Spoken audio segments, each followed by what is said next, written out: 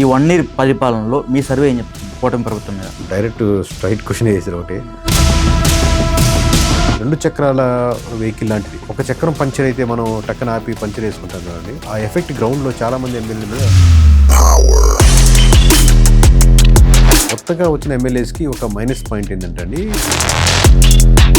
ఈ ఇసుకలో ఒక పర్సంటేజ్ మాట్లాడాలన్నా, లేకపోతే సిండికేట్లో ఒక లెక్కర్ దాంట్లో మాట్లాడాలన్నా, లేకపోతే ప్లాట్లో ఓపెనింగ్కి వెళ్ళాము మాకు 2 ప్లాట్లు ఇవ్వమని మాట్లాడాలి. అంటే ఒకవేళ ఇవ్వకపోతే పనులు జరగమంటారా? ఇవ్వకపోతే ఏమవుతుందంటే సార్, దానికి కావాల్సిన municipal permission, water permission, current permission, లేకపోతే కార్పొరేషన్ పర్మిషన్స్ ఇవన్నీ డిలే అవుతూ ఉంటాయి. అమరావతి పేరు అడ్డం పెట్టుకొని లక్షల కోట్ల రూపాయలు అప్పు చేస్తున్నారు. అమరావతిలో డెవలప్మెంట్ జరుగుతుంది, కానీ ప్రతి ఒక్కరికి నాకు ఏంటి అనేది ప్రధానమైన అంశం. నేను నా పిల్లవాడికి ఆరోగ్యం బాగాలేకపోతే అక్కడికి వెళ్తే ₹1,00,000 అయింది, ఈ గవర్నమెంట్ హాస్పిటల్ బాగుంటే ఇంత తక్కువలో అయింది కదా, లేకపోతే అమ్మఒడి పట్టలేదా, లేకపోతే ఇంకోటి పట్టలేదా, ఇది ఈ తనకి కావాల్సిన రిక్వైర్మెంట్ గురించి అడుగుతారు. అమరావతి డెవలప్ చేసాం కదా, మీకు లేకపోయినా పర్లేదు కదా అనేది. జగన్మోహన్ రెడ్డి గారు ఓడిపోవడానికి ముఖ్య కారణం కొంతమంది నాయకులు నోటిద్దోల వల్లే అని చెప్తున్నారు. ఆ అధికారం లేకుండా, నాకు పర్మిషన్ లేకుండా మీరు ఆర్గనైజేషన్ మీరు మాట్లాడలేరు కదా. అంటే జగన్ గారు చెప్తారు, మీరు ఇండైరెక్ట్గా చెప్తున్నారు. ఇండైరెక్ట్గా డైరెక్ట్గా. రాజకీయాలకి ఎటువంటి సంబంధం లేని జూనియర్ ఎన్టీఆర్ని మీ సర్వేలో ఎందుకు ఇన్వాల్వ్ చేశారంట? జూనియర్ ఎన్టీఆర్ పేరు వాడుకొని కేకే మళ్ళీ మీడియాలో హైలైట్ అయిపోవడానికి వచ్చాడు. సో మీరు ఎందుకు ఇంటర్వ్యూ చేస్తున్నారో అర్థం కావట్లేదు.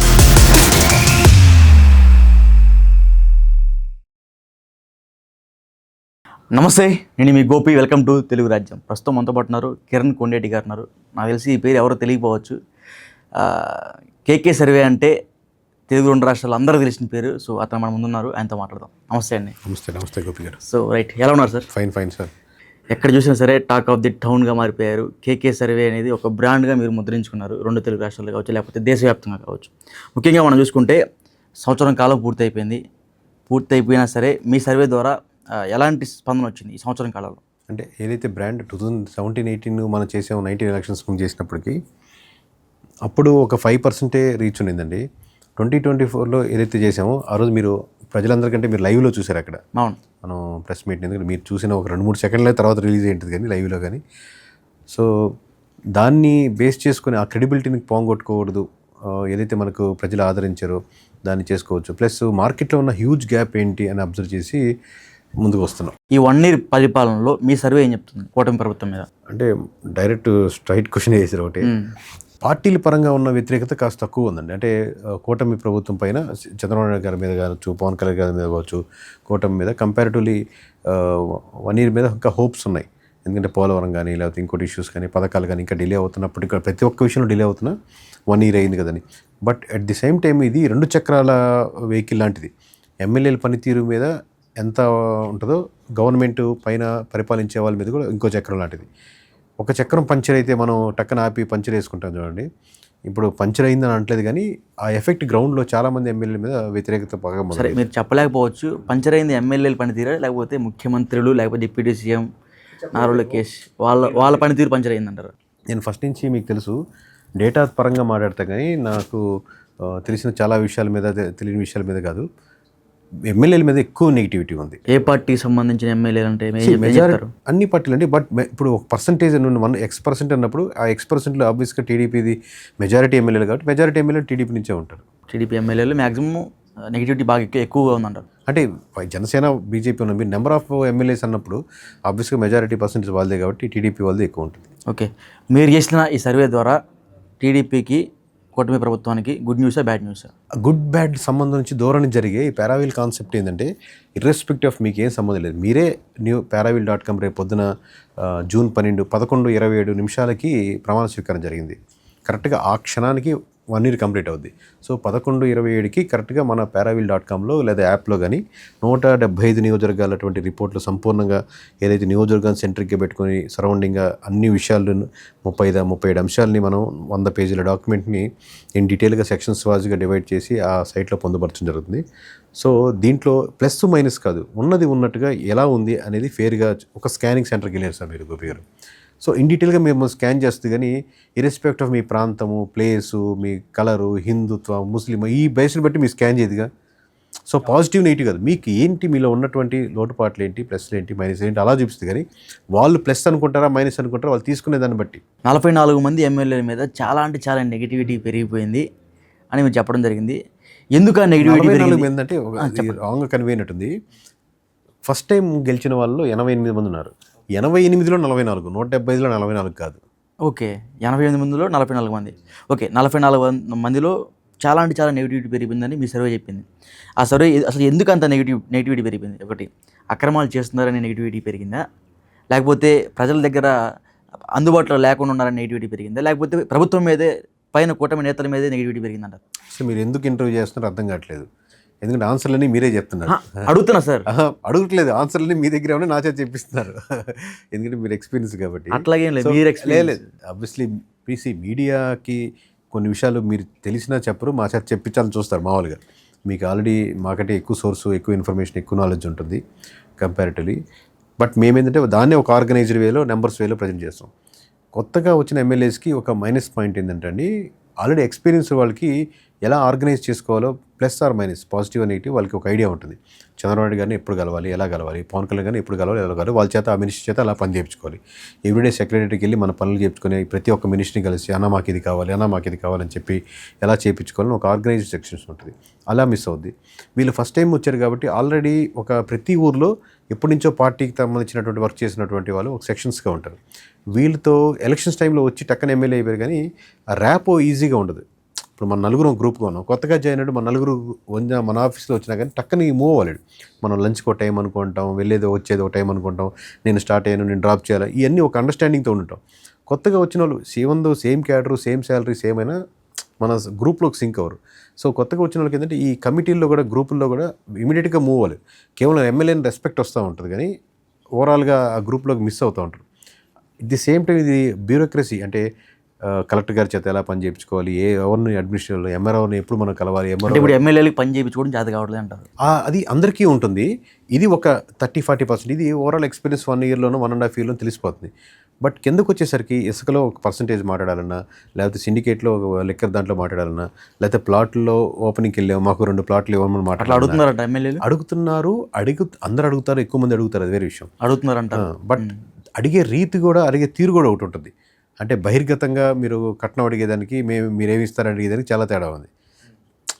మేము కట్నం ఇస్తేనే చేసుకుంటాం అనేదానికి, సో ఇంకేంటండి ఇచ్చిపుచ్చుకోవడాల గురించి మాట్లాడుకున్నావా అనేదానికి తేడా ఉంది కదా. సో బహిర్గతంగా ఈ చాప మీద నీరు ఎక్కడానికి చాప కింద నీరుగా తేడా ఉంది. మీరు చేసుకుంటా పోతూ ప్రతిదానికి ఒక పర్సంటేజ్ అనేది అందరూ ఆమోదయోగ్యంగా ఉండే అటువంటి తీరుకి మనం చేరుకున్నాం. అంటే ప్రజలు కూడా తీసుకునే వాళ్ళకి, సార్ ఓపెనింగ్కి వచ్చారు కదా, ఇదిగో 10,000 50,000 ఉంచండి సార్, లేకపోతే ఈ గిఫ్ట్ ఇచ్చుకోండి సార్ అనేది ఉంటుంది.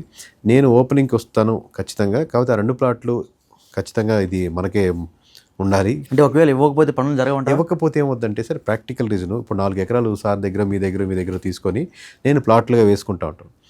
ప్లాట్లు వేసుకున్నానంటే మొత్తానికి డబ్బులు ఆ పొలాలు కట్టారు. నాకు సంవత్సరం మీ దగ్గర టైం తీసుకొని ఈ సంవత్సరంలో సేల్ చేస్తానండి, ఈ వచ్చిన అమౌంట్లో మీరు ఇంత, నాది ఇంత 70 మీకు ల్యాండ్ మీది కాబట్టి నేను సేల్ చేసుకుంటాను. నేను ఎంత సేల్ చేసుకుంటాను పక్కన పెడితే మీరు గోపి గారు మీకు 1,00,000 ఇస్తానా, 1,00,000 ఇచ్చేస్తాను, పై నేను 10-30 అమ్ముకుంటానంటారు. అంటే ఒక సంవత్సరం లోపల క్లియర్ చేసేయాలి, లేకపోతే ఇచ్చిన అడ్వాన్స్ వెనక్కి. ఇప్పుడు ఎనీ ప్లాట్, ఎనీ గోదావరి కావచ్చు, ఎక్కడైనా కానీ ఏ ఇండస్ట్రీ ఇదే జరుగుతుంది. సో మీరు ఎమ్మెల్యేతో పెట్టుకుంటే ఏమవుద్దంటే దానికి కావాల్సిన municipal permission, water permission, current permission, లేకపోతే అప్రూవల్, కార్పొరేషన్ పర్మిషన్స్, ఇవన్నీ డిలే అవుతూ ఉంటాయి. ఎందుకు డిలే అవుతాయి, ఎలా డిలే అవుతాయి అనేది ఇది ప్రజలందరికీ తెలిసిన విషయమే. సో అందుకని వాళ్ళు చెప్పింది నచ్చకపోయినా, ఒప్పుకోలేకపోయినా, జీర్ణించుకోలేకపోయినా, మెయిన్ రోడ్లు అడిగినా కానీ ఇష్టం లేకపోయినా ఇవ్వాల్సి వస్తుంది. లేదా ఆయన దగ్గరికి వెళ్ళి పొద్దున్న వెళ్ళి కూర్చొని, సరే 2 ప్లాట్ అంటే కష్టం అండి, ఇంత అవుతుందండి, ఒక ప్లాట్కి చేసుకుందాం సరే, సరే చూద్దాం మీరు ఎలా చేస్తారో చూద్దామంటే ఇంకా 2 ప్లాట్లు ఇచ్చేస్తారు. రైట్. అమరావతి అనే పేరు మీ అందరికీ బ్రాండ్ అయిపోయింది. రీసెంట్ టైమ్స్లో కొన్ని ఆర్గ్యుమెంట్స్ కూడా జరుగుతున్నాయి. అమరావతిని వేసి రాజధాని అని కొంతమంది అన్నట్టుగా టాక్ వచ్చింది. సో అదంతా పక్కన పెడితే అమరావతి పేరు అడ్డం పెట్టుకొని లక్షల కోట్ల రూపాయలు అప్పు చేస్తున్నారు. అదేవిధంగా అమరావతిలో డెవలప్మెంట్ జరుగుతుంది, కానీ ఉత్తరాంధ్ర కావచ్చు, లేకపోతే మిగతా దగ్గర ఏది లైక్ ఈ కడప లాంటి ఏరియాలో డెవలప్మెంట్ లేదు. ఇలా డెవలప్మెంట్ లేని ఏరియాల్లో మీ సర్వే ఏం చెప్తుంది? ప్రతి దానికి క్వశ్చనీర్ వేరేగా ఉంటుందండి. ఏరియా వైజ్గా క్వశ్చనీర్ కానీ దాని గురించి డేటా కలెక్షన్ మారుతుంటుంది. ఫర్ ఎగ్జాంపుల్ అందరికీ అర్థమయ్యే భాషలో చెప్పండి, ఇప్పుడు విజయవాడ గుంటూరులో అమరావతి సెక్షన్ మీద ఎలా ఉంది, క్యాపిటల్ మీరు నమ్ముతున్నారా నమ్మట్లేదు, అక్కడ ఉన్న ఇష్యూస్ ఏంటి, కొన్ని ఇండివిజువల్ నియోజకవర్గాల్లో అక్కడ ఉన్న కరప్షన్స్ అయిన ఇన్ డీటెయిల్గా ఉంటాయి, అది వేరే విషయం. సో హోప్తో అయితే ఉన్నారు విజయవాడ గుంటూరు దగ్గర మటుకు, it is going to develop అని హోప్తో ఉన్నారు. హోప్ 1 year ఉంటుంది ఖచ్చితంగా, 2 years ఉంటుంది ఖచ్చితంగా, 3 years కూడా ఉంటుంది ఖచ్చితంగా, 4th year నుంచి అంత ఖచ్చితంగా అనే పదం రాదు, ఆబ్వియస్గా రెప్లికే అవుతుంటుంది. ఎందుకంటే హ్యూజ్ సెక్షన్ కాబట్టి వెంటనే తగ్గుతూ ఉంటుంది. అట్ ది సేమ్ టైం ఆ ప్రజలు ఇక్కడ డెవలప్ అవుతుంది కదని చెప్పి నేను శ్రీకాకుళంలో ఉన్నట్టు నా ఊర్లో నేను జాబ్ చేస్తున్న దగ్గర కంపెనీలు లేకపోయినా పర్లేదు అనుకుని శ్రీకాకుళం అని అనుకోరు, కర్నూలు అని అనుకోరు. ప్రతి ఒక్కరికి నాకు ఏంటి అనేది ప్రధానమైన అంశం. పైకి ఎన్ని మనం చెప్పినా కానీ నాకు ఇంకో 10,000 పెంచుతారా, శాలరీ ఇన్ని రోజు కష్టపడతాం కదని ఎట్లా అడుగుతారో, నేను నా పిల్లవాడికి ఆరోగ్యం బాగాలేకపోతే అక్కడికి వెళ్తే ₹1,00,000 అయింది, ఈ గవర్నమెంట్ హాస్పిటల్ బాగుంటే తక్కువలో అయ్యేది కదా, లేకపోతే అమ్మఒడి పట్టలేదా, లేకపోతే ఇంకోటి పట్టలేదా, ఇది తనకి కావాల్సిన రిక్వైర్మెంట్ గురించి అడుగుతారు. అమరావతి డెవలప్ చేసాం కదా, మీకు లేకపోయినా పర్లేదు కదా అనేది రాంగ్గా అవుతుంది పొద్దున. సో వ్యాలిడ్ క్వశ్చన్ ఏంటంటే అన్ని ఏరియాలు ఏదో రకంగా అదే రకంగా అమరావతి అన్ని దగ్గర బిల్డ్ చేయగలుగుతారని పెడితే అది కుదరదు కదా, impossible case. But somewhere somehow ఒక పర్సన్ యొక్క యాస్పిరేషన్స్ని మీరు 360 డిగ్రీ ఆలోచించి సాటిస్ఫై చేయగలిగితే ఓట్ బ్యాంకింగ్ కన్వర్ట్ అవుతుంది. రైట్. ఇంకోటిసరికి మీరు బాధపడనంటే ఈ క్వశ్చన్ అడుగుతారు. అడగండి. కేకే సర్వే అది లైక్ కిరణ్ గారికి సర్వే చేయడం వచ్చారా? నేను చెప్పకూడదండి అది. అంటే నేను ఒకటి అడుగుతున్నా, ఏపీ తెలంగాణలో మీకు మంచి పేరు ఉంది, ఇతర రాష్ట్రాలు ఎందుకు ఆ పేరు మీరు పోగొట్టుకున్నారంటే మీరు ఏం చెప్తారు? ఎందుకంటే మీరు చేసిన సర్వే అక్కడ అటర్ ఫ్లాప్ అయిపోయింది. మీరు బీజేపీ గెలుస్తుందన్నారు, బీజేపీ గెలవదన్నారు, సారీ, కానీ గెలిచింది. దానికి ఏమంటారు? అలాగే బీజేపీ గెలుస్తున్నాం మహారాష్ట్రలో. ఇప్పుడు మనం అవుట్ ఆఫ్ ది స్టేట్స్ ఇప్పుడు బయట మహారాష్ట్ర చేసాం, నెంబర్లో మామూలుగా మన ఆంధ్రప్రదేశ్ తెలంగాణ కలిపిన దానికంటే నెంబర్ పెద్ద నెంబరు. మహారాష్ట్రలో మనం ఇచ్చిన శాంపుల్స్ కానీ మనం 3 months వర్క్ చేసాం. ఆల్మోస్ట్ ఏ నేషనల్ ఏజెన్సీస్ కానీ అప్పట్లో ఉన్నటువంటి కానీ అప్పుడు షిండే గారు కానీ వాళ్ళతో కలిసాం, వాళ్ళకి మాట్లాడి వాళ్ళకి కొన్ని చేసి పెట్టాం. బట్ ఓవరాల్గా మనం ఇచ్చిన నెంబర్ అంత యాక్యురేట్గా దరిదాపులు కూడా లేదు. మీకు ఆంధ్రప్రదేశ్ కాబట్టి అందరికీ ఆంధ్రప్రదేశ్ ఎలక్షన్స్ రిజల్ట్ వెళ్ళిపోయినాయి కేకే, కానీ అక్కడ మీరు పొలిటికల్ సర్కిల్లో మహారాష్ట్రలో ఇప్పటికి చాలామంది ఎమ్మెల్యేస్ కానీ మినిస్టర్స్ కానీ మేము ఆల్రెడీ చేస్తున్న వాళ్ళు కానీ చేసేవాళ్ళు కానీ అంత హ్యూజ్ బ్రాండ్ అదే పెట్టుకున్నాం. But when it comes to Haryana, Maharashtra 1.5 దగ్గర 1.8%తో డిఫరెన్షియేట్ వచ్చింది. సో ఒక దగ్గర హ్యూజ్ సక్సెస్, ఒక దగ్గర నిజంగా మిస్ అవుతున్నా. అక్కడ ఏమవుతుంది, తక్కువ టైంలో వెళ్ళడం. ఇప్పుడు ఈ రూమ్ ఇచ్చి మీకు అరేంజ్ చేయమంటే తక్కువ టైంలో ఉంటే ఆబ్వియస్లీ 1 or 2% మిస్ అవుతుంది. 1 or 2% మిస్ అయినా కానీ ఓవరాల్గా నెంబర్ ఎక్కువ ఉందనుకోండి సరిపోతుంది. బట్ యాక్యురసీ అనేది ఎప్పుడు వస్తుందంటే ఇంత డీటెయిల్గా, ఇంత ఆర్గనైజ్ 1 or 2% ఉంటే ఓకే. బట్ మీరు చెప్పిన ఏదైతే ఆ ఫిగర్కి వచ్చిన ఫిగర్కి చాలా డిఫరెన్స్ ఉంది. లేదు, కరెక్టే. మీరు చూసుకోండి నెంబర్ మామూలు ఇప్పుడు ఢిల్లీ తీసుకోండి, హర్యానా తీసుకోండి, both the parties difference is 1.1, 1.5, 1.8% huge difference వచ్చింది. ఓట్ బ్యాంకింగ్ పర్సంటేజ్గా మాట్లాడుతున్నారు. సో దాని నుంచి బయటపడేదానికి ఈ కాన్సెప్ట్ ఎందుకంటే ఇది కాదు, ఆర్గనైజ్డ్గా ప్లాన్ తీసుకొని స్టెప్ తీసుకొని ప్రతి స్టేట్ కవర్ చేసుకుంటూ ఎవ్రీ స్టేట్కి మనం ఒక couple of months తీసుకొని ఆర్గనైజ్డ్గా స్టెప్ తీసుకుందాం. 4,000 నియోజకవర్గాలు టార్గెట్ పెట్టుకొని చేసుకుంటున్నాం. ఇది ఏపీ ఒకటే చేయాలి, గోదావరి ఒకటే చేయాలి, మన తెలుగు వాళ్ళం కదా. ఇక్కడున్న వెసులుబాటు ఏంటంటే మన తెలుగు వాళ్ళం, తెలుగులో మాట్లాడగలుగుతాం, ఇంటర్వ్యూస్ ఎక్కువ చేయొచ్చు. ప్లస్ మన సౌత్ ఇండియా నుంచి మనలాంటి చేసే ఇప్పుడు బయట నుంచి ఎక్కువ నార్త్ బ్రాండే ఉన్నారు దీంట్లో చేసేవాళ్ళు. ఇంత స్కేల్లో చేసేవాళ్ళు మనం ఒకరే సౌత్లో ఉన్నాం కాబట్టి, ప్లస్ తెలుగు వాళ్ళు ఎక్కువ కాబట్టి మ్యాక్సిమం మోర్ కాన్సన్ట్రేషన్ తెలుగు వాడి కాబట్టి నా మీద ఎక్కువ ఉంటుంది. ఎక్కడ చేస్తున్నా వేరే వాళ్ళు ఎక్కడెక్కడ చేస్తున్నారు ఎవరికి అబ్జర్వ్ చేయరు. అడ్వాంటేజ్ అదే, డిసడ్వాంటేజ్ అదే. సో దీన్ని మనం డేటా సెంట్రిక్గా చేద్దాం.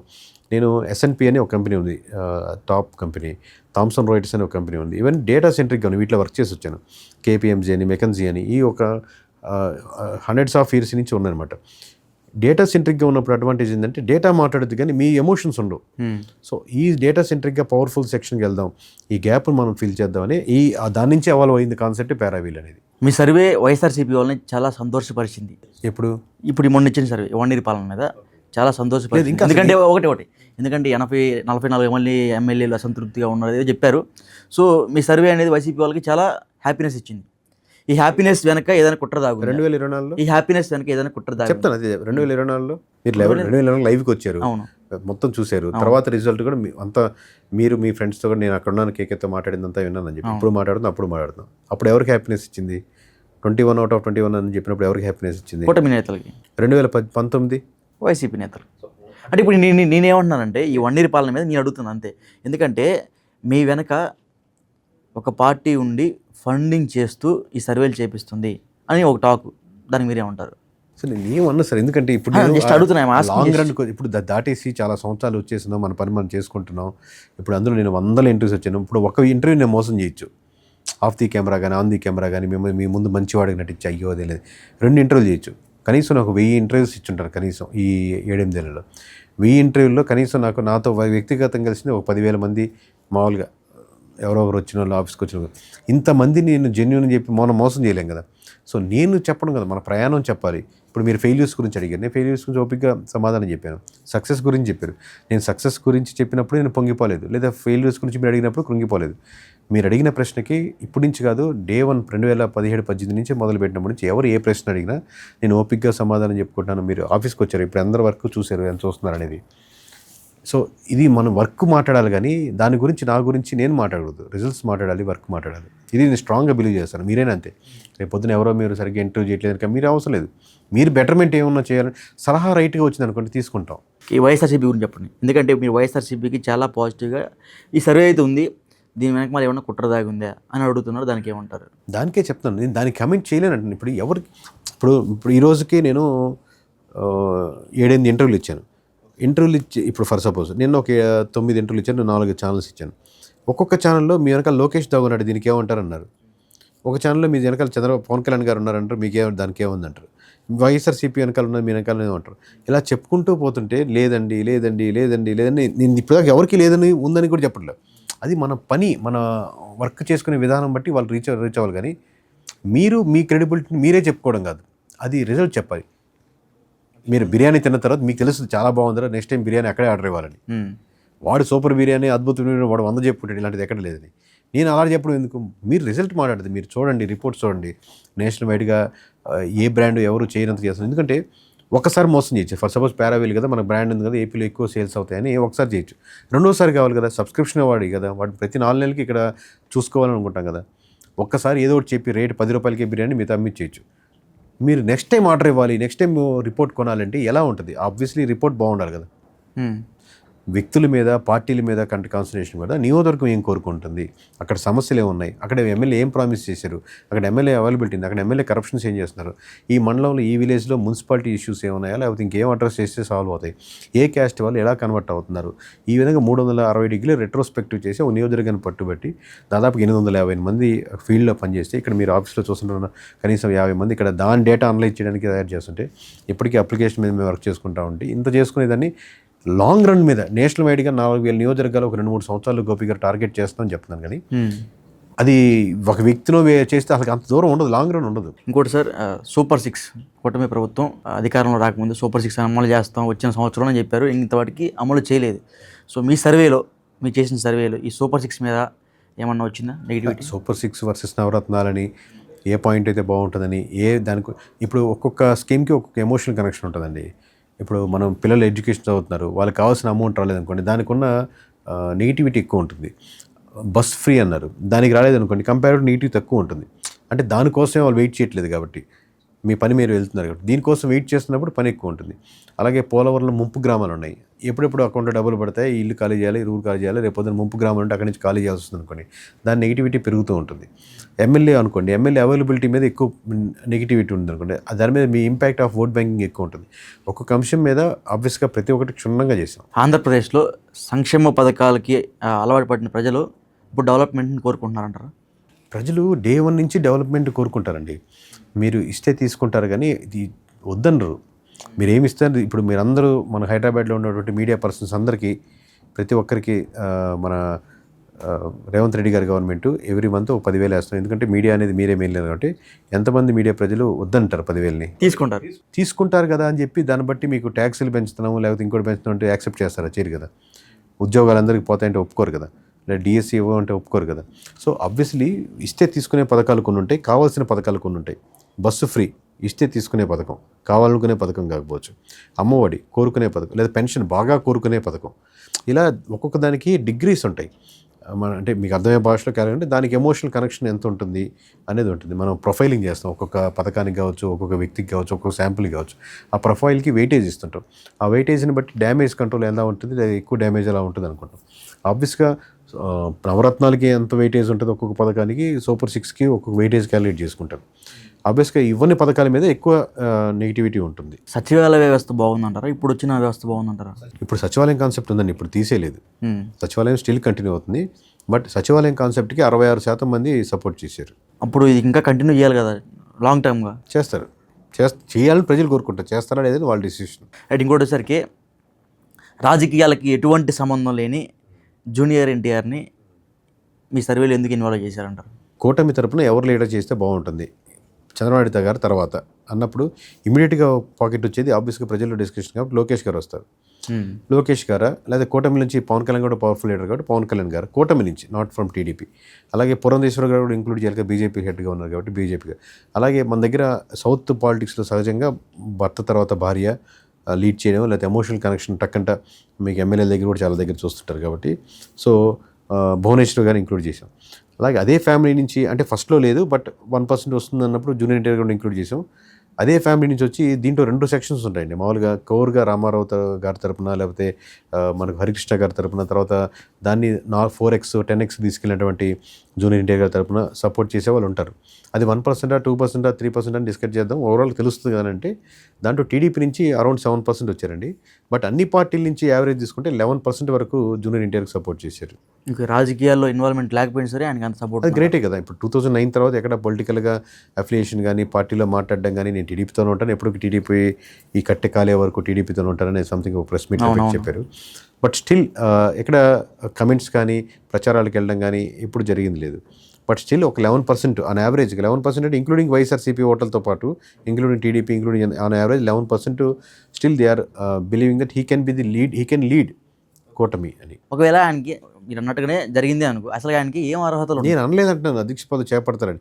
ప్రజల్లో కూటమిని ఎవరు లీడ్ చేయాలి? కూటమి అంటే మీరు అర్థం చేసుకోండి, టీడీపీ జనసేన బీజేపీ కలిపి ఒక గవర్నమెంట్ ఫామ్ చేస్తే ఆ కూటమిని లీడ్ చేసే వాళ్ళు అయితే అనేది రైట్. మీరు చెప్పినట్టే కూటమిని లీడ్ చేయడానికి జూనియర్ ఎన్టీఆర్ వస్తే అసలు ఆయనకి ఏం అర్హత ఉంది? ఒక సినిమా గ్లామర్ తప్ప ఆయనకి ఏం అర్హత ఉందో మీరు చెప్పండి పార్టీ తరపు నుంచి. ఇప్పుడు 11% వాళ్ళు చూసింది ఏమై ఉండొచ్చు అంటే ఉరామరిగా వాళ్ళు 2 సెక్షన్స్కి ఉన్నాయండి. మీకు రామారావు గారికి ఫాలోయర్స్గా ఉండి హరికృష్ణ గారి ఫాలోయర్స్గా ఉండి వాళ్ళ సెక్షన్ అంతా ఎంతో, అది 1% అనుకుందాం, 2% పర్సెంటేజ్ డిబేటబుల్. వాళ్ళు ఆబ్వియస్గా జూనియర్ ఎన్టీఆర్ దే రిప్రజెంట్ అతనైతే కరెక్ట్. కానీ అట్ ది సేమ్ టైం వాక్చాతుర్యం విషయంలో మీరు నేను ఎవరు డినై చేయలేసిన విషయం ఏంటంటే అనర్గళంగా ఒక విషయాన్ని గురించి ఎటువంటి అచ్చులు హల్లులు తప్పులు లేకుండా ఉచ్చారణ దోషాలు లేకుండా దాన్ని పాయింట్ని క్రిస్పీగా అర్థమయ్యేటట్టు అందరికీ అందుబాటులో అర్థం చేసుకునేటట్టుగా చెప్పగలిగిన స్తోమత, ధైర్యం, సాహసం చేయగలిగిన స్థాయిలో జూనియర్ ఎన్టీఆర్ ఉంటారు. అంటే మిగతా నాయకులు లేరంటారా? వాక్చాతుర్యం అన్నానండి. అది నేను వాక్చాతుర్యం మిగతా నాయకులకి ఇప్పుడు లేదంటారు. 89% వర్సెస్ 11% అన్నారు. ఈ 89%లో లోకేష్ గారు ఉన్నారు, జూనియర్ ఎన్టీఆర్ గారు ఉన్నారు, పవన్ కళ్యాణ్ గారు ఉన్నారు, భువనేశ్వర్ గారు ఉన్నారు, పురంధేశ్వరి ఉన్నారు. ఆఫ్టర్ సిబిఎన్ మనకు వచ్చిన పర్సెంటేజ్ డిస్కస్ చేస్తున్నాం అంటున్నాను. బట్ 11% రిప్రజెంట్ చేసిన వాళ్ళ యొక్క వాయిస్ ఏమై ఉంటుంది అన్నాడు అడిగినప్పుడు నేను చెప్తున్నాను. మిగతా వాళ్ళ వాయిస్ గురించి నేను 89% గురించి అన్నప్పుడు మీరు ఎందుకు లోకేష్ గారికి మోర్ పర్సెంట్ పడింది కంపారిటివ్ని అడిగారు అనుకోండి, అప్పుడు ఆబ్వియస్లీ సిబిఎన్ గారి బ్రాకెట్ నుంచి ఆ బ్రాకెట్లో ఆబ్వియస్లీ ఇమీడియట్గా ఫిల్ అవుతారు కాబట్టి లోకేష్ టాప్లో ఉన్నారని నేను చెప్తాను. But at the same time Pawan Kalyan కూడా 4-5% తేడాతో ఆయన కూడా ఉన్నారు కాబట్టి, ఎందుకంటే జనసేన వాళ్ళు పర్సంటేజ్ ఎక్కువగా సపోర్ట్ చేస్తారు కాబట్టి అంటున్నాను. మీరు మొదట అడిగిన ప్రశ్న జూనియర్ ఎన్టీఆర్ గురించి అడిగారు కాబట్టి ఆ 11 మంది యొక్క వాయిస్ చెప్తున్నాను. వాళ్ళు కంపారిటివ్లీ వీళ్ళతో కంటే కూడా ఇతని యొక్క వాయిస్ స్ట్రాంగ్గా వినిపించగలుగుతాడు, ఒక స్టాండ్ తీసుకుని నిలబడగలుగుతారు నమ్ముతున్నారు. ఆ నమ్మకాన్ని ఎస్ నో అని చెప్పడానికి మనం కరెక్ట్ కాదు. 11% నమ్ముతున్నారు. మీకు ఎందుకు నమ్మారు? ఇంకొకరు లేరు అనేది వాళ్ళని అడగలేము. మీకు బిర్యానీ ఇష్టం, నాకు పెరుగన్నం ఇష్టం కావచ్చు, ఏం బిర్యానీ టేస్ట్ ఉండదా అంటే. ఇంకోటి బై టాక్ ఏంటంటే జూనియర్ ఎన్టీఆర్ పేరు వాడుకొని కేకే మళ్ళీ మీడియాలో హైలైట్ అయిపోవడానికి వచ్చాడు అని చెప్తున్నారు. నేను మీకు మనం ఇంటర్వ్యూ స్టార్టింగ్లో చెప్పాము, మేము ఓవరాల్గా 4000 నియోజకవర్గాలు 4000 నియోజకవర్గాలు నేషనల్ చేస్తున్నాం. ఈరోజు 12 తర్వాత మళ్ళీ మేము బీహార్ వెళ్ళిపోతున్నాం, బీహార్ వెళ్ళిపోతున్నాం ఫిజికల్గా కదా, ఆఫీస్ ఇక్కడే ఉంటుంది. కాన్సన్ట్రేషన్ అంతా బీహార్ మీద ఉంటుంది, తమిళనాడు మీద ఉంటుంది, తర్వాత వెస్ట్ బెంగాల్ చేస్తున్నాం, తర్వాత తెలంగాణ చేస్తున్నాం. ఇవన్నీ 2-3 నెలల్లోనే స్టార్ట్ చేయబోతున్నాం. సో ఈ స్కేల్లో మొదలు పెడుతున్నాం. ఇక్కడ మేము వచ్చినప్పుడు ఇక్కడ జూనియర్ ఎన్టీఆర్ కాదు, పవన్ కళ్యాణ్ కాదు, నియోజకవర్గం సెంట్రిక్గా ఏం మాట్లాడుతుందని, నియోజకవర్గ సమస్యలు 170 నియోజకవర్గాలు మేము ఓవర్గా ఇంటర్వ్యూ ఇచ్చేసి నేను హైప్ తీసుకుని వెళ్ళిపోవట్లేదు కదా. 170 నియోజకవర్గాలు ప్రిపేర్ చేసిన, ఇప్పుడు ఇక్కడ ఆఫీస్లో ఎంతమంది చేస్తున్నారు కదా, ఈ ప్రిపేర్ చేసిన రిపోర్ట్లో వెబ్సైట్లో పెడుతున్నాం, యాప్లో పెడుతున్నాం. జూన్ 12 11:27 ప్రమాణ స్వీకారం ఏదో రోజు అయితే చేశారో చంద్రబాబు నాయుడు గారు, ఆ రోజుకి ఆ క్షణానికి ఒక కరెక్ట్గా 1 year కంప్లీట్ అవుతుంది కాబట్టి ఆ క్షణాన్ని రిలీజ్ చేస్తున్నాం. 170 నియోజకవర్గాల రిపోర్ట్ మీరే తీసుకోవచ్చు, నేనే తీసుకోవచ్చు, ఎవరైనా. దేనికి చంద్రబాబు గారు ప్రమాణ స్వీకారం చేసిన టైంకి మీరు మీ యాప్ లాంచ్ చేద్దాం అనుకున్నారు? మీకైనా ఫండింగ్ ఇచ్చారేమన్నా వాళ్ళు? అంటే మనం 1 year పరిపాలన అనేది వెస్ట్ బెంగాల్లో ముఖ్యమంత్రి ప్రమాణ స్వీకారానికి చేయలేమండి. తమిళనాడులో ముఖ్యమంత్రి ప్రమాణ స్వీకారానికి 1 year కంప్లీట్ అవ్వదు. ఆంధ్రప్రదేశ్లో 1 year కంప్లీట్ అయ్యేది ప్రమాణ స్వీకారం. సెంటిమెంట్ అది 1 year కంప్లీట్ సెంటిమెంట్ కాదు సార్. ఇప్పుడు 1 year కంప్లీట్ అయింది అనేది ఇప్పుడు ఏ టైం ప్రకారంగా ఎగ్జాక్ట్గా ఉండేది ఎప్పుడు అవుద్ది? ఆ రోజుకి 12వ తారీఖు అవుద్దండి. అందరూ 12వ తారీఖు 1 year కంప్లీట్ అవుతుందని అందరూ తెలుసు. మాకు ఒక వెబ్సైట్ కాబట్టి లాంచింగ్ కాబట్టి బెస్ట్ టైంగా ఆ టైంకి అనుకుంటున్నాం. 1 ఇయర్ కంప్లీట్ టైం ఫ్లెక్సిబిలిటీ ఉంటుంది కదా. మామూలు పొద్దున్న 9 గంటలకు చేసుకోవచ్చు, 10 గంటలకు చేసుకోవచ్చు. అదేదో రైట్ టైం 1 ఇయర్ కంప్లీట్ అవుతుంది కదా, 11:27 రిలీజ్ అవుతుందని. రైట్. మీ కింద ఇప్పుడు సుమారు ఎంతమంది పనిచేస్తున్నారు సార్? ఇక్కడ మీరు చూసారు కదా, ఇక్కడైతే ఇక్కడ కాదు, గ్రౌండ్లో. అంటే దీంట్లో రెండు రకాలు ఉంటారండి. మన పేర్ హౌస్లో ఉండేవాళ్ళు ఉంటారు. మన పేర్ హౌస్ అంటే మనం శాలరీ డైరెక్ట్గా ఇచ్చేవాళ్ళు ఉంటారు. శాంపుల్ వైజ్గా పే చేసేవాళ్ళు, లేకపోతే ఈ 2 months ఏపీ ప్రాజెక్ట్, ఇప్పుడు 2 months తర్వాత సబ్స్క్రిప్షన్ ఎన్ని వస్తాయో తెలియదు. 175 చేస్తున్నాం కదా, 175లో ఒక ఎమ్మెల్యే గారు అంటారు, సార్ నాకు బాగుంది, రిపోర్ట్ బాగా నచ్చింది, నాకు ఎవ్రీ 3 నెలలకి ఇలా రిపోర్ట్ ఇవ్వండి, దీన్ని సబ్స్క్రిప్షన్ మోడ్ అంటారు. అంటే మీ ప్రైమ్లో నేను ఈ సినిమా చూసాను, నాకు నచ్చింది, ఈ విధంగా సంవత్సరం తరపున చూడాలంటే సంవత్సరానికి ఒకేసారి కట్టేస్తాను అంటారు. మీరు సంవత్సరం తరపున ప్రైమ్కి మీకు ఉంటుంది అనమాట. అది ₹150, ₹200 పక్కన పెడదాం. సో సబ్స్క్రిప్షన్స్ ఎన్ని వస్తాయి అనే దాన్ని బట్టి ఆ 70 నియోజకవర్గాలు అనుకోండి, 70 నియోజకవర్గాలకు కావాల్సినటువంటి పర్సన్స్ ఉంచుకుంటాం. వీళ్ళు మిగతా వాళ్ళంతా అవసరం లేదో ఉంటుందో తర్వాత డిసైడ్ చేస్తాం. కాబట్టి ఈ 850 మంది ఫీల్డ్లో ఉండేవాళ్ళు మేబీ దాంట్లో హార్డ్లీ ఒక 100 మెంబర్స్ మన పేర్ హౌస్లో ఉండొచ్చు. మిగతా వాళ్ళంతా వర్క్ని బట్టి ఈ 2 months ప్రాజెక్ట్గా తీసుకుంటాం. దీనికి లీడ్స్ ఉంటారు, జోనల్ హెడ్స్ ఉంటారు, పీసీ హెడ్స్ ఉంటారు, అసెంబ్లీ నుంచి నియోజకవర్గ హెడ్స్ ఉంటారు, కంటెంట్ రైటర్స్ ఉంటారు, వీటికి రాసేదానికి మనకు టెక్ డిపార్ట్మెంట్ ఉంటుంది. వీళ్ళంతా పర్మనెంట్గా ఉంటారు. మన రాష్ట్రంలో ప్రస్తుతానికి అయితే 3 కీలకమైన నేతలు అని చెప్పుకోవచ్చు. 3 కీలకంగా పవన్ కళ్యాణ్ గారు, చంద్రబాబు గారు, లోకేష్ గారు. ఒకవేళ ఇప్పటికీ బయట టాక్ నడుస్తుంది కూటమిలో కుమ్ములాటలు మొదలైనవి అని. మొదలైతే ఒకవేళ విడిపోయారనుకో, విడిపోయారనుకో, చిలవిడి కాదు మామూలుగా విడిపోయారే అనుకో, పరిస్థితి ఏంటి? ఎవరి పరిస్థితి? టీడీపీ పరిస్థితి. మళ్ళీ అధికారంలోకి జగన్ గారు వచ్చే అవకాశాలు ఉంటాయి కదా. కూటమికి నేను చాలాసార్లు చెప్పానండి, కూటమి గెలిచేదానికి కారణాల్లో చాలా ఇంటర్వ్యూస్లో చెప్పాను, కూటమి బలం. సో ఆబ్వియస్లీ పుంజుకుంటుందా తగ్గిపోద్ది అంటే డైరెక్ట్ ఆన్సర్ ఎస్ఆర్ నో చెప్పండి. ఆబ్వియస్గా కూటమి లేకపోతే కూటమికి బలం ఆబ్వియస్గా తగ్గుతుంది. జనసేనకి టీడీపీ సపోర్ట్ ఉండాలి, టీడీపీకి జనసేన సపోర్ట్ ఉండాలి, అలాగే ఇద్దరికి బీజేపీ సపోర్ట్ ఉండాలి. సో ఈ కాంబినేషన్ వెళ్తుంది. బట్ ఈ కాంబినేషన్ లేకుండా ఇప్పుడు ప్రతి దగ్గర హాస్పిటల్స్, స్కూల్స్, రోడ్స్, మున్సిపాలిటీ ఇవన్నీ డెవలప్ చేసి టీడీపీ ప్రభుత్వమే టీడీపీ ఒకటి యునానిమస్గా ఉంటే చాలని డెవలప్ చేసుకుంటుందా? అప్పుడు టీడీపీ ఓట్ బ్యాంకింగ్ బాగా పెరుగుతుంది. లేదు, పవన్ కళ్యాణ్ గారు ఆర్గనైజేషన్గా స్ట్రక్చర్లుగా 170 నియోజకవర్గాల్లో తన ఆల్టర్నేటివ్గా ఉన్నటువంటి ఎమ్మెల్యేని డెవలప్ చేసుకొని రన్ చేసుకొని స్ట్రక్చర్గా ప్రతి గ్రామం నుంచి మండలం వరకు, మండలం నుంచి నియోజకవర్గం వరకు, నియోజకవర్గం నుంచి జిల్లా వరకు, జిల్లా నుంచి రాష్ట్ర స్థాయి కార్యవర్గం వరకు ఒక స్ట్రక్చర్గా ప్లాన్ చేసుకొని 1-2 years దాని మీద వర్క్ చేసుకొని రెడీగా ఒక యూనిటీగా ఒక మంచి కాన్సెప్ట్తో ముందుకెళ్ళి మంచి నేరేటివ్ బిల్డ్ చేస్తారంటే ఆబ్వియస్గా జనసేన డెవలప్ అవుద్ది. ఏవీ కాకుండా ఉండాలంటే కూటమిగానే ఉండాలి. అప్పుడు కానీ మీరు చాలా ఫ్యాక్టర్స్ మీద ఆధారపడుతుంది. పిఠాపురంలో మీ సర్వే ఏం చెప్తుంది? ఒక్కొక్క నియోజకవర్గం ఇన్ డీటెయిల్గా మీకు ప్రజెంట్ చేస్తున్నాం సార్ అక్కడ June 12. బట్ మీరు అడిగారు కాబట్టి కొన్ని పాయింట్స్ చెప్పాలంటే ఆబ్వియస్గా ఎనీ డామినెంట్ లీడర్, అది లోకేష్ గారు కావచ్చు, పవన్ కళ్యాణ్ కావచ్చు, చంద్రబాబు నాయుడు గారు కావచ్చు, లేకపోతే ఎవరైనా జగన్మోహన్ రెడ్డి గారు కావచ్చు. ఒక లోకేష్ గారికి ఒకటే ఎక్సెప్షన్ ఎందుకు అంటున్నానంటే ఉంటుంది, మంగళగిరి హెడ్ క్వార్టర్స్ మంగళగిరిలోనే ఉంటారు కాబట్టి రోజుకి 12 మీటింగ్లు, 10 మీటింగ్లు స్టేట్ వైజ్గా చేసినా, ఒక మీటింగ్ నియోజకవర్గ సమస్యలు చేసినా అక్కడ వచ్చి కలిసేదానికి ఈజీగా ఉంటుంది. బట్ వేరే కుప్పంకి, పిఠాపురంకి ఇట్లాంటి వాటికి ఏంటంటే ఆబ్వియస్లీ మీరు సెక్రటరీలో ఉండాలి, మంగళగిరిలో ఉండలేరు కదా. మంగళగిరిలో ఉంటారు కానీ అక్కడ పిఠాపురంలో ఉండలేరు కదా. సో మీకు ఆ కనెక్షను ఎవ్రీ అవర్ ర్యాప్ అదే ఇన్పుట్స్ ఉంటుంది ఉండవు. సో దానివల్ల ఆబ్వియస్గా ఆ గ్యాప్ అయితే ఫిల్ అవుతూ ఉంటుంది. అదే తప్పితే ఆబ్వియస్గా they are hoping, because vote చేసినప్పుడు తెలుసు is going to be in bigger position అని. బిగ్గర్ పొజిషన్ ఉన్నప్పుడు కానీ మనకే అవైలబిలిటీ లేదనేది ఆ నెగిటివిటీ ఉంటుంది. బట్ సరిగ్గా ప్రాపర్గా అడ్రస్ చేస్తే ఈ can resolve that one. Okay. అంటే ఇంక పిఠాపురంలో ఒక రచ్చ జరుగుతుంది. వర్మ గారిని అసలు పట్టించుకోవట్లేదు. వర్మ గారు త్యాగం చేసిన సీట్ని పవన్ కళ్యాణ్ గారు తీసుకుని ఆయన గెలిచారు. ఈయన త్యాగం చేస్తే ఆయన గెలిచారు, లేకపోతే గెలిచేవాళ్ళు కాదని చెప్తున్నారు. మీరేం చెప్తారు? అంటే అది త్యాగము అట్లా అని అనలేదు సార్. ఇప్పుడు మన ఇద్దరం ఒక అండర్స్టాండింగ్ వచ్చాం. నేను బండి తోలుతాను, మీరు వెనకాల కూర్చోండి. నేను త్యాగం చేశాను, మన ఇద్దరం మాట్లాడుకున్నాం. ఇప్పుడు తర్వాత నేను త్యాగం చేశాను, నేను ముందుకెళ్ళాను, లేకపోతే నన్ను తొక్కేసి ముందుకెళ్ళాను కదా. మన ఇద్దరు మాట్లాడినప్పుడు ఒక అండర్స్టాండ్, నేను I will give 100% support sir అన్నారు. 100% సపోర్ట్ అంటే అర్థం ఏంటి? మీరు ఏం చేస్తే నేను దానికి ఏకీభవిస్తాను, మీరు నాకు కరెక్ట్ అనిపిస్తుంది అన్నప్పుడు. సో ఏం కరెక్ట్ అనిపిస్తుందంటే అది అనిపించింది కాబట్టి సపోర్ట్ చేశారు కాబట్టి ఇది ఆ బ్రాకెట్లోకి రాదు. ఏ బ్రాకెట్లోకి రాదు. ఒకరు త్యాగం చేయడమో లేకపోతే ఒకరు అడ్వాంటేజ్ తీసుకోవడం బ్రాకెట్లో రాదు. కానీ గెలిచిన తర్వాత వాళ్ళిద్దరి మధ్య ఫర్ సపోజ్ వాళ్ళిద్దరు 1-to-1 ఏం ప్రామిస్ చేశారు అనేది వాళ్ళిద్దరికీ ఐడియా ఉంటుంది. సార్ నేను ఈ ప్రామిస్ చేస్తున్నాను, నేను అయిన తర్వాత ఇదాన్ని, ఆ ప్రామిస్ మీద ఏమి రిప్లికేషన్స్ ఉన్నాయి వర్మ గారు చెప్తే దాని మీద మనం ఇక్కడ కమెంట్. వైఎస్ జగన్మోహన్ రెడ్డి గారు మరలా బ్యాక్ టు ప్రజల్లోకి వెళ్తే ఎలా ఉండబోతుందంటారు? ప్రజల్లోకి వెళ్తే సార్ ప్రజల్లోకి వెళ్ళాలి, ఆబ్వియస్గా అసెంబ్లీలోకి వెళ్ళాలి అన్నదానికి. ఇప్పుడు వెళ్ళకపోయినా సరే మీరు చాలా పాజిటివ్ రెస్పాన్స్ ఇచ్చారు ఆ పార్టీకి. అంటే ఒక్కొక్క అంశం మీకు పంచాయతీరాజ్ కంటే సెక్రటరియట్, గ్రామ సచివాలయం బాగుందని గ్రామ సచివాలయం సపోర్ట్ చేశారు. వాళ్ళు సపోర్ట్ చేసి చెప్పాం.